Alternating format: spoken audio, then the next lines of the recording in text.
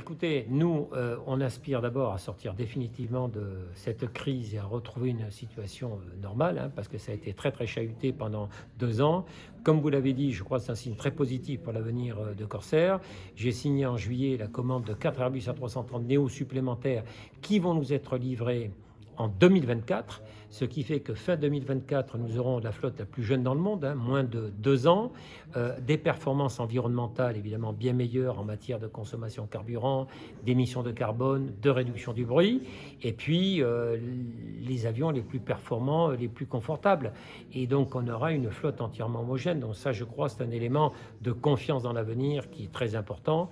Et donc ça, c'est quelque chose de très réjouissant pour Corsair. 5%, j'ai tendance à vous dire que ça reste quand même extrêmement faible, hein, parce qu'on compare par rapport à une période assez ancienne. Deuxièmement, vous le savez, pour une compagnie aérienne, le fuel est un élément très très important. Il a énormément augmenté, il a pratiquement doublé en quelques mois. Il faut que vous sachiez que par exemple en juillet 2022, 44% des dépenses de Corsair, ça a été pour le fuel. En période avant Covid, c'était simplement 27%. Vous savez en plus qu'une compagnie aérienne paye beaucoup de ses dépenses en dollars, le fuel, l'entretien des avions, les loyers, les assurances, et le dollar s'est beaucoup apprécié par rapport au dollar. Donc voilà, donc on doit répercuter une partie de ces hausses, hein, mais on le fait de façon très très modérée. Moi, je vous l'ai dit, au mois d'août, le prix pour tous les billets sur Paris-Réunion de Corsair, il n'a été en augmentation que de 1% par rapport au 2019. On continue à faire des offres promotionnelles. Actuellement, avec Corsair, vous pouvez acheter des billets à 648 €, toutes taxes comprises, l'aller-retour. Donc les compagnies sont conscientes évidemment de cette inflation, hein. On ne veut pas que les prix augmentent pour tuer la demande.